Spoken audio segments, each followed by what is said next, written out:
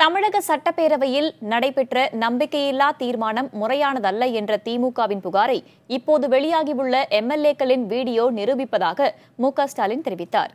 பேரவையிலிருந்து வெளியேற்றப்பட்ட பிறகு மறியலில் ஈடுபட்டதால் கைது செய்யப்பட்ட மு.க.ஸ்டாலின் காவல்துறை வாகனத்தில் ஏற்றப்படுவதற்கு முன்பு செய்தியாளர்களிடம் பேசினார்.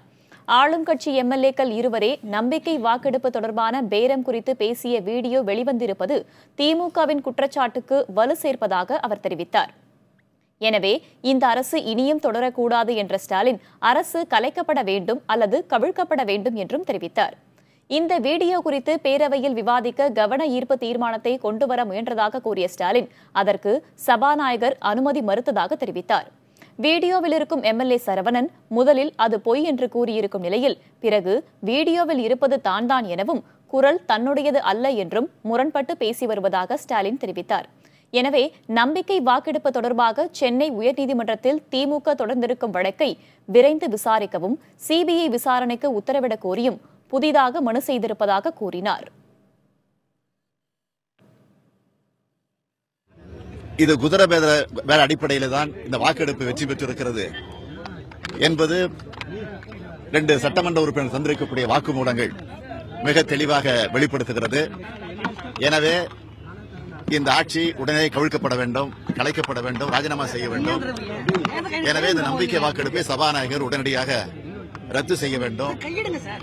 அது மட்டுமல்ல, உடனடியாக இதில் யார் யார் சம்பந்தப்பட்டிருக்கிறார்கள், எங்கெங்கு பணங்கள் எல்லாம் பேரம் பேசப்பட்டு யார் யாருக்கு வழங்கப்பட்டிருக்கிறது என்பதை குறித்து உடனடியாக அரசே முன்வந்து சிபிஐ விசாரணை நடத்திட வேண்டும் என்று எடுத்துச் சொல்ல வேண்டும் என்ற அடிப்படையில் தான் இன்றைக்கு சட்டமன்றத்தில் நேரமில்லா நேரத்தை பயன்படுத்தி நான் எழுப்புவதற்கு முயற்சித்தேன்.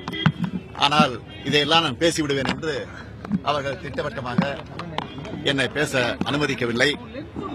அதற்கு பிறகு கடைசி வரை போராடி பார்த்தோம். அதற்கு பிறகு அவர்கள் அதற்கு செவி சாய்க்காத காரணத்தால் சபாநாயகர் அவர்கள் எங்களை அவையிலிருந்து கட்டாயப்படுத்தி வெளியேற்றியிருக்கிறார்கள். எனவே நாங்கள் இன்றைக்கு வெளியேற்றப்பட்டிருக்கிறோம். இது வன்மையாக கண்டிக்கத்தக்கது.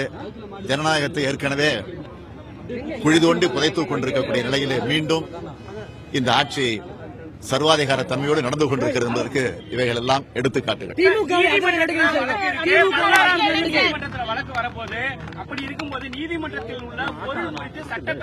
நான் வாதத்திற்கு நான் ஏற்றுக்கொள்கிறேன். காவேரி பிரச்சனை நீதிமன்றத்தில் இருக்கு, முல்லை பெரியார் பிரச்சனை நீதிமன்றத்தில் இருக்கு, நீட்டு பிரச்சனை நீதிமன்றத்தில் இருக்கு. நீட்டு பிரச்சனை நீதிமன்றத்தில் இருக்கிறப்ப சட்டமன்றத்தை தீர்மானம் போட்டு அனுப்பியவர்கள் இந்த ஆட்சி. நாங்கள் ஏகமனதாக அதற்கு வரவேற்பு தந்திருக்கிறோம். அதெல்லாம் உண்மை. ஆனால் உள்ளபடியே இன்னும் சொல்லணும்னா, நீதிமன்றத்தில் நாங்கள் ஏற்கனவே இது சம்பந்தமா வழக்கு போட்டிருக்கிறோம். டைம்ஸ் நவல் வந்ததற்கு பிறகு நாங்கள் வழக்கு போடல. ஏற்கனவே வாக்கெடுப்பு நடந்ததே முறைகேடு நடந்திருக்கிறது என்று சொல்லி வழக்கு போட்டிருக்கிறோம். அது நடந்துகிட்டு இருக்கு. ஆக அது வருகிற ஜூலை மாதம் தேதி ஒத்திவைக்கப்பட்டிருக்கு. டைம்ஸ் நவல்ல 2 நாள் இந்த செய்தி வந்ததற்கு பிறகு எங்களுடைய வழக்கறிஞர் ஏற்கனவே போட்ட வழக்கை கொஞ்சம் முன்கூட்டி எடுத்துக்கொண்டு அதை துரிதப்படுத்த வேண்டும். டைம்ஸ் நவல் வந்திருக்கக்கூடிய இந்த செய்திகளையும் நீங்கள் சேர்த்து இந்த வழக்கை விசாரிக்க வேண்டும் என்ற அடிப்படையில் தான் வழக்கு போட்டிருக்கிறோம்.